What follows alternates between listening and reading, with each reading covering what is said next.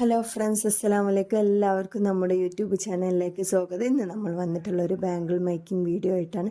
അതിന് വേണ്ടിയുള്ള രണ്ട് വള എടുത്തിട്ടുണ്ട്, പോൾ ബീഡ് എടുത്തിട്ടുണ്ട്, ഒരു ഗോൾഡൻ കളർ ഷുഗർ ബീഡ് എടുത്തിട്ടുണ്ട്, ബീഡ് ക്യാപ്പും എടുത്തിട്ടുണ്ട്. ഇതാണ് ബീഡ്സ് ക്യാപ്പ്. ബീഡിൻ്റെ സൈഡിൽ വെക്കുന്ന സിൽക്ക് ത്രെഡ് കൊണ്ടാണ് നമ്മൾ ഈ ബാംഗിൾ ചുറ്റുന്നത്. നന്നായി പശ തേക്കുക. കുറച്ചളവിൽ നമ്മൾ സിൽക്ക് ത്രെഡ് ഇങ്ങനെ മടക്കി വെച്ചിട്ടുണ്ട്, അതിങ്ങനെ ജസ്റ്റ് ചുറ്റി കൊടുക്കുക. ഇതുപോലെ രണ്ട് വള ഉപയോഗിച്ച് തന്നെ ഇത് ചെയ്യാൻ പറ്റുള്ളൂ. വീതി കൂടിയ ഒറ്റ വള പറ്റൂല. ചെറിയ രണ്ട് ഈ ടൈപ്പ് വള തന്നെ നമുക്ക് ഇത് ചെയ്യാൻ നല്ലത്. ഇതുപോലെ ഇങ്ങനെ ചുറ്റിയെടുക്കുകയാണ് വേണ്ടത്. അവസാനം ഒന്ന് ഇടയിൽ വേണമെങ്കിൽ നമുക്കൊന്ന് പശ വേണം എന്നുണ്ടെങ്കിൽ പശ തേച്ച് കൊടുക്കാൻ നിർബന്ധമില്ല. തേക്കേണ്ട ആവശ്യമൊന്നും വരുന്നില്ല. ജസ്റ്റ് ഇങ്ങനെ ഒന്ന് ചുറ്റി കൊടുത്താൽ മതി. അവസാനം നമുക്ക് നന്നായിട്ടൊന്ന് പശ തേച്ചിട്ട് ഒരു അലിഗേറ്റർ ക്ലിപ്പൊക്കെ ഒന്ന് പിടിച്ചിങ്ങനെ കുറച്ച് നേരം അങ്ങനെ വെച്ചാൽ അത് ഒട്ടിക്കോളും. അടുത്ത വളയും നമ്മൾ ഇതുപോലെ ചെയ്തെടുക്കണം. എന്നിട്ട് ചെറിയ തിക്നെസ് കുറഞ്ഞ രീതിയിലുള്ളൊരു നൂലെടുത്തിട്ട് ഇത് രണ്ടും കൂടി ജോയിൻ ചെയ്യുകയാണ് വേണ്ടത്. നമുക്ക് വീതി കൂടിയ വള കിട്ടിയിട്ട് കാര്യമില്ല. ഈ വീതിയിലുള്ള തന്നെ രണ്ടെണ്ണം തന്നെയാണ് വേണ്ടത്. എന്നിട്ട് ഇത് രണ്ടും ഇങ്ങനെ കെട്ടി കൊടുക്കുകയാണ് വേണ്ടത്. നല്ല ടൈറ്റാക്കി പിടിച്ച് ജസ്റ്റ് ചുറ്റി കൊടുക്കുക. നല്ലോണം അടുപ്പിച്ചൊന്നും ചുറ്റേണ്ട ആവശ്യമില്ല, ജസ്റ്റ് ഒന്ന് ചുറ്റിയാൽ മതി. ഇത് പശ തേച്ച് ഒട്ടിക്കാനും പാടില്ല. ഇതിൻ്റെ ഇടയിലൂടെയാണ് നമ്മൾ തുന്നിയെടുക്കുന്നത്.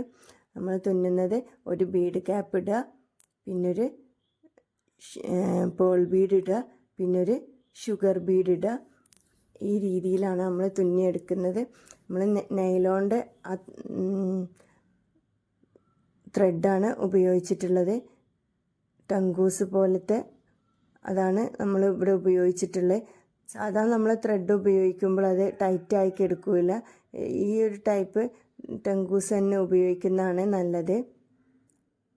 ഇതുപോലെ അടുപ്പിച്ചടുപ്പിച്ച് ഇങ്ങനെ തുന്നിയെടുക്കുകയാണ് വേണ്ടത്.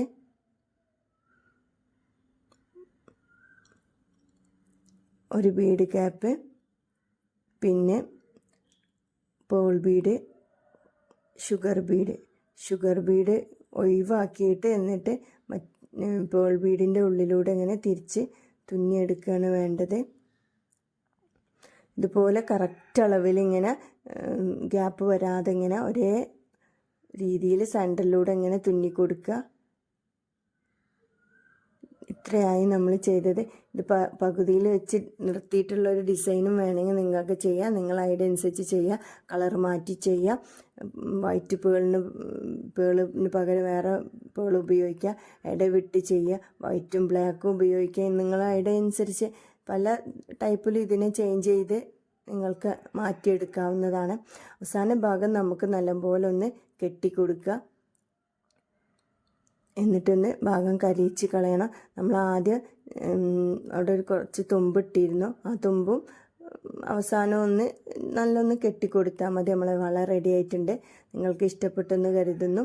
ഇഷ്ടപ്പെട്ട് കഴിഞ്ഞാൽ ചാനലൊന്ന് സബ്സ്ക്രൈബ് ചെയ്യുക, സപ്പോർട്ട് ചെയ്യുക. Okay, thank